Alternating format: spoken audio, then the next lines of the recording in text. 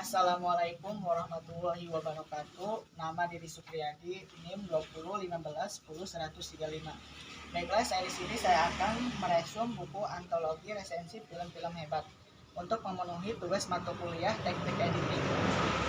Di sini saya akan membacakan hasil resum yang saya resum dari buku antologi resensi film-film hebat. Untuk lebih lanjut, simak video-video berikutnya. Film Sejuta Sayang Untuknya oleh Husnul Khotimah. Anak merupakan piala terhebat bagi setiap orang tuanya, terlebih bagi aktor Sagala, seorang ayah yang membesarkan anak seorang diri selepas kepergian istrinya pasca melahirkan. Film Sejuta Sayang Untuknya menceritakan tentang kasih sayang di antara keduanya, juga tentang segala kehidupannya. Film ini diperankan oleh Syifa Haju sebagai Gina. Aktor senior Deddy Mizwar pun ikut berperan dalam film ini sebagai aktor Sagala, ayah Gina, dan sang pengganggu Gina Umay Shahab sebagai Wisnu. Film ini bergenre keluarga Gina yang memiliki sikap penyayang dan sabar, juga ayahnya yang amat menyayangi Gina sehingga ia mau melakukan apapun demi anaknya. Aktor Sagala menjalani kehidupan sesuai dengan slogan yang sangat ia anut atau slow. Film ini disutradarai oleh Herwin Novianto, seorang sutradara yang lahir di Jakarta pada tanggal 21 November 1965. Film Eternal, penjahat berkedok pahlawan versi Marvel oleh Kelvin Widi Nurfaki. Film ini berkisah tentang sebuah tim pahlawan super baru yang menarik dari Marvel Cinematic Universe, sekelompok alien kuno yang telah hidup di bumi selama ribuan tahun secara diam-diam mulai keluar dari persembunyiannya untuk menyelamatkan bumi. Marvel Eternal merupakan sebuah film produksi dari Marvel Studios yang mengisahkan tentang pahlawan baru berlatar belakang sebagai alien yang diam-diam sudah tinggal di bumi sejak ribuan tahun lalu, dan dengan kekuatan supernya membantu manusia untuk terus berkembang sebagai salah satu pembuka jagat Marvel Cinematic Universe fase keempat.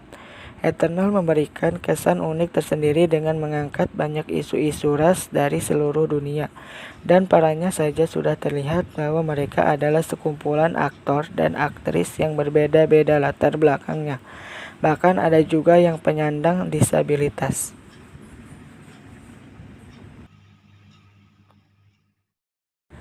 Film Alif Lam Mim, 3 huruf yang menyatu oleh Kiki Rikiawati. Film Alif Lam Mim ini dirilis pada tahun 2015 dan diproduseri oleh seorang public figure yaitu oleh Arie Untung.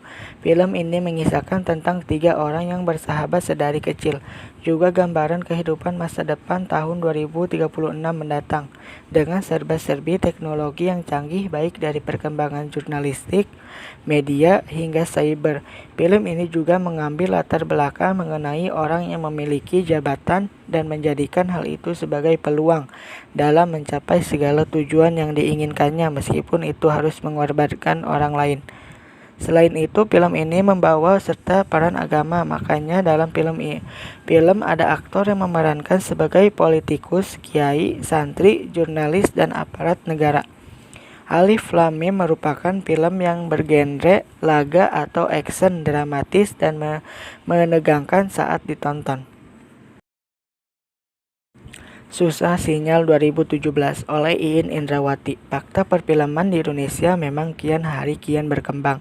Saat ini segala jenis genre film sudah kita dapat nikmati dengan akses yang sangat mudah dijangkau. Pelaku seni sebagai seorang yang berkecimpung di balik pembuatan film pun sangat mempengaruhi daya jual dan daya saing di dunia film saat ini. Dengan gagasannya yang unik dan menarik dalam proses pembuatan film tentu sangat menentukan kualitas film yang akan digarap seperti apa. Apakah setelah tayang film tersebut akan cukup memuaskan para konsumen atau tidak. Miracle in Kel No 7, pengorbanan sang ayah untuk putri kesayangan oleh Pipit Maulida Cahyaningtyas. Miracle in Kel No 7 merupakan film Korea berdurasi 127 menit yang berhasil membuat seluruh penonton terhanyut dalam kisahnya. Film ini disutradarai oleh Lee Han Kyung serta diproduseri oleh Kim Min Ki dan Lee Sang-hoon. Film ini dirilis pada tanggal 27 Januari 2013 oleh Next Entertainment World. Miracle in Kelno 7 menceritakan tentang seorang ayah yang bernama Lee Yong-gu yang diperankan oleh Ri Sing-yong. Lee Yong-gu mempunyai keterbelakangan mental. Meskipun begitu, Lee Yong-gu memiliki seorang putri yang cantik dan pintar.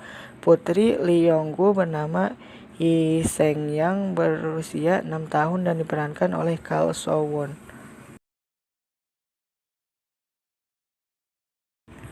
Film Imperfect Karir Cinta dan Timbangan oleh Rizka Mayori. Imperfect Karir Cinta dan Timbangan merupakan salah satu dari sekian banyaknya film yang disutradarai oleh Ernest Prakasa. Naskahnya pun ditulis oleh dirinya sendiri dan istrinya yang bernama Meira Anastasia. Film dengan durasi 1 jam 53 menit atau 113 menit ini dirilis pada tanggal 19 Desember 2019. Film ini juga dibintangi oleh beberapa aktor terkenal, di antaranya Reza Rahadian, Jessica Milla, Yasmina Per, Karina Sawandi, Dewi Irawan, Sareva Danis, dan pemain lainnya. Film Imperfect menceritakan tentang kisah mengenai seorang perempuan yang bernama Rara, yang terlahir dengan badan gemuk dan kulit sawo matang seperti ayahnya. Sedangkan adiknya Lulu mengikuti gen ibu. Mereka merupakan mantan model tahun 90-an dengan badan kurus dan kulit putih. Karena kekurangannya itu, Rara sering mengalami bullying dari lingkungan sekitar. Film Ananta oleh Neni Anggraini. Film yang diangkat dari novel berjudul Ananta Prahadi karya Risa Saraswati itu dijamin sukses mengaduk-aduk emosi penonton. Ananta Prahadi, pria lugu asal Subang, tiba-tiba muncul di hidup Tania yang pemarah dan tidak suka berkomunikasi dengan orang-orang di sekitarnya, termasuk dengan keluarganya. Namun dengan sabar, Ananta berhasil meluluhkan hati Tania. Luluh bukan hal dalam cinta karena Ananta hanya berhasil memenangkan hati Tania untuk menjadi rekan bisnisnya. Tania yang tidak suka bersosialisasi dengan siapapun, bahkan dengan keluarganya pun ia tidak pernah berbincang, kecuali dengan ayahnya, karena hanya ayahnya yang menganggapnya istimewa. Tetapi sejak ayah tidak ada, Tania merasa sendiri dan Tania lebih banyak menghabiskan waktunya untuk melukis. Dengan adanya Ananta, Tania mendapat bantuan untuk memasarkan hasil lukisannya. Dua Garis Biru Hancurnya Sebuah Kaca oleh Leja Putri Meistika. Film yang berjudul Dua Garis Biru ini disutradarai oleh Gina S. Nur dan diproduksi oleh Star Vision yang bekerja sama dengan Wahana Kreator. Film yang berdurasi 113 menit ini menceritakan kisah remaja yang sedang dimabuk asmara yang memiliki ending cukup memprihatinkan. Film ini tayang pada tanggal 2019, tepatnya pada tanggal 11 Juli 2019. Film ini memiliki bintang utama yang terkenal di kalangan remaja, yakni Angga Yunanda dan Adisti Rajara. Di hari pertama film ini ditayangkan berhasil menembus 1.708.000 penonton. Pencapaian ini menempatkan film Dua Garis Biru sebagai film Indonesia dengan jumlah penonton hari pertama terbanyak kedua setelah Dilan yang ditayangkan pada tanggal 2019. Berkat keepikan dari film ini berhasil membawa piala award pada kategori film bioskop terpuji dan film terfavorit. Jembatan Pensil oleh Nirwanda Yanti Putri.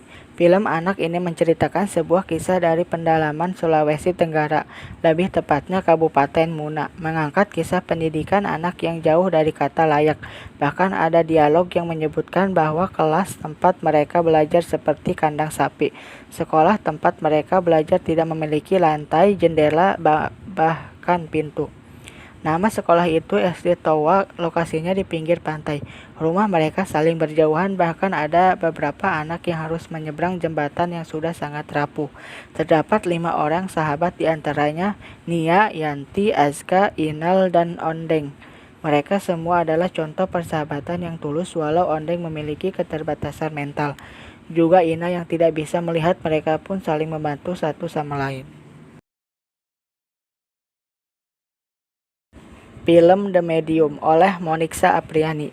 Film The Medium yang menyajikan gaya pemotretan incredible untuk memberikan kesan keaslian pada peristiwa yang digambarkan, yang secara spesifik membawa kengerian dan teror dalam film tersebut. The Medium merupakan film yang bergenre horor yang awal tayang pada tanggal 14 Juli 2019 di Korea Selatan. Dibingkai dengan film dokumenter tentang praktik perdukunan di wilayah Isan, Thailand Utara. Film ini mengangkat kisah yang digambarkan sebagai dari kisah nyata. Film ini menceritakan tentang sekumpulan pemuda dalam perjalanannya ingin membuat produksi film dokumenter tentang kehidupan di pinggiran Thailand yang dijalani para medium dan para dukun. Sebuah keluarga diyakini dan dipilih oleh dewa untuk dijadikan perantara membantu manusia. Hal ini akan diwariskan secara turun-temurun. Film Parasit oleh Deva Nur Alifah. Film Parasit tayang di Indonesia pada tahun 2019 sebagai bahan perbincangan di kalangan remaja hingga dewasa. Film asal Korea Selatan ini bisa menyita perhatian penonton karena filmnya yang bagus dari segi pemeran, alur cerita, musik, dan amanat yang disampaikan. Film ini berhasil meraih Academy Award Oscar, acara perhargaan paling tua di dunia untuk menghargai perfilman di dunia. Parasit menjadi film terbaik pada tahun 2020 sehingga tak usah diragukan lagi akan kualitas film ini. Film yang digarap secara profesional oleh pemain hebat dan kru yang profesional, hasilnya pun memuaskan. Banyak penghargaan yang diraih film Parasit, mulai dari kancah nasional dan internasional. Parasit juga ikut serta dalam nominasi, bahkan memenangkannya. Contohnya film ini mendapat penghargaan anugerah Caesar Film Asing Terbaik 2020 dan Academy Award untuk film berbahasa asing.